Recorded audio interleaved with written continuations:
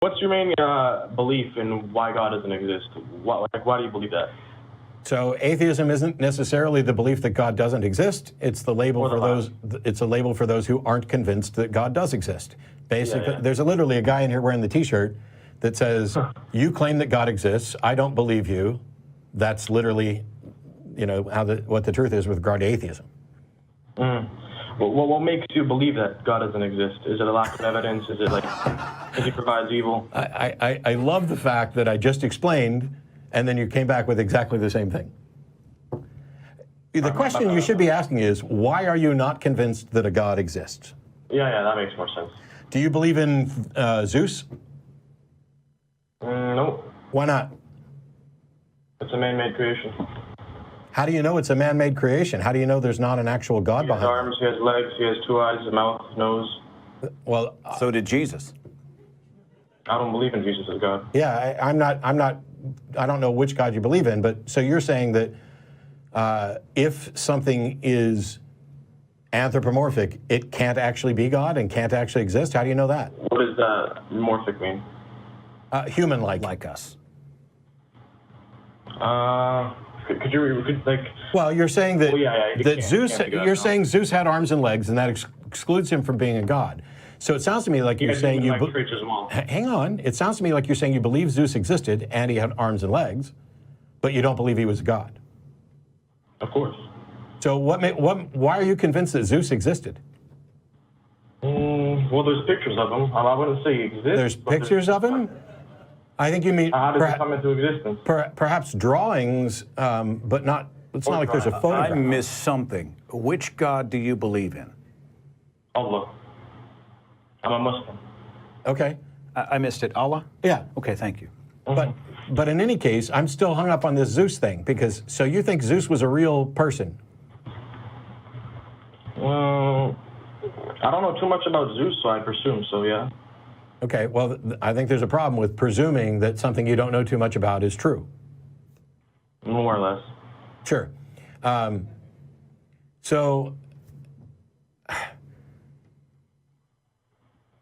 So let's say somebody describes a God to you that doesn't have arms and legs and eyes and whatever else. Mm-hmm. Do you believe that that exists? I'd have to see evidence that he actually exists, or some sort of proof that he actually provides existence. Like, for example, he gave you ability to fly. He gave you ability to. He gave you ability to do stuff human-like can't do. You know what I mean? So the question was, why don't you believe this? And your answer was, because there's not evidence for it. That is exactly why I don't believe in any God that I've heard about. Because I've also debated a few atheists. They say they don't believe in God because of the evil he provides. Well, there are people who use the problem of evil argument, but you called me, and I'm telling you that I don't believe because I haven't seen sufficient evidence. I'm still stuck on Allah meaning God, and of course being one of the Abrahamic God. I think arms, legs, and physical features are for you a disqualifier. Yeah. How did you get there? Like, how do you know the nature and physical appearance of God? Well, we can't. Well, how we believe it is you can't actually see God. He's the all-being. He's the unseen. He's the uncreated. So he's always been here. He's never created, and he's always existent. All right. So how do you know he doesn't have arms and legs? What if he's a spirit? You can't see him. What if he's like Jesus was 100% God and 100% man? What if he has a? Could you say that again, sorry? What if he has a physical form in some way? I mean, how do you make a definitive statement about what God does or does not look like if no one knows what God looks like? You can't see God, that's what I'm trying to say. Yeah, but you're claiming attributes of God. So basically you're claiming to be able... This is what we believe. Can I finish? Can I finish? Yeah. You're claiming to be able to identify the unidentifiable. It says it in the statement of what we believe in, the 99 names of God. We don't... Okay, so there's a statement... Well, the 99 attributes, how God described himself. How do you know God described himself? In the Quran, how we believe it, just like in the Bible, how it says. I know that there's a book. I'm saying, what convinces you that that this book is God describing himself? Well, there's no errors. There's a bunch of miracles that happened with it. Okay, so first of all, there are errors, but even if there were no errors, that doesn't mean that it's from God. I can do math and show you that there's no errors. But the other aspect here is, you said that you wouldn't believe until there was evidence, and now you're saying that the book contains miracles. So does the Bible. So does Harry Potter. Well, are those believable evidences? Well, that's what I'm trying to get to, is what do you count as believable? What evidence do you have that miracles in the Quran actually occurred? Well, I can describe a few miracles, actually. Which miracles? The ones in the Quran or the I didn't ask for a description of miracles. I asked, what miracles do you have? What evidence do you have that the miracles in the Quran occurred?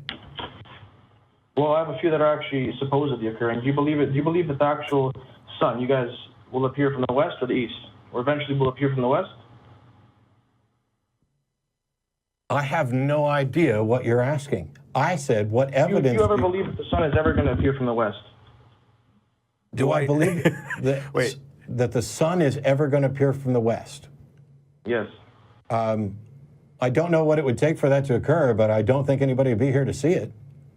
I mean, it's something catastrophic would have to occur in order to reverse the orbit of the Earth. Or, sorry, reverse the rotation on its axis. That it will eventually appear from the west, not the east. I'm sorry, what? Scientists speculate that it will eventually appear from the west rather than the east. Which scientist brought this wisdom to us, my friend? Let me get that one sec. Can I get it, or? It doesn't matter.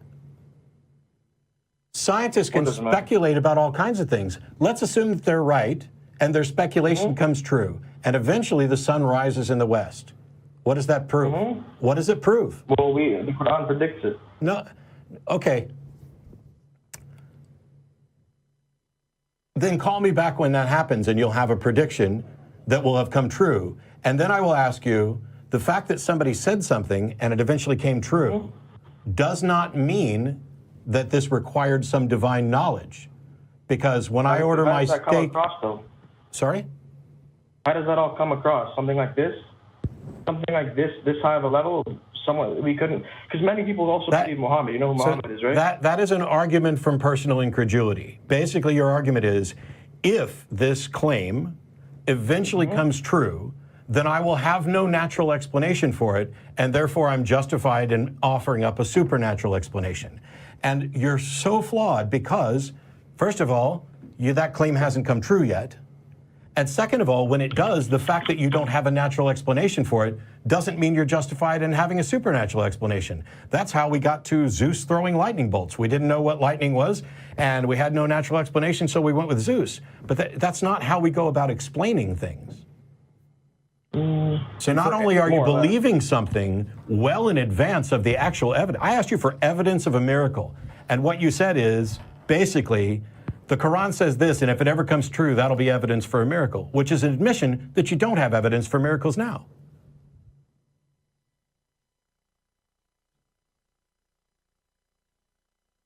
We lose him? He hung up. Sorry. Every religion that's ever had a prophecy, and the law of averages says something somewhere is going to look like something somewhere, right?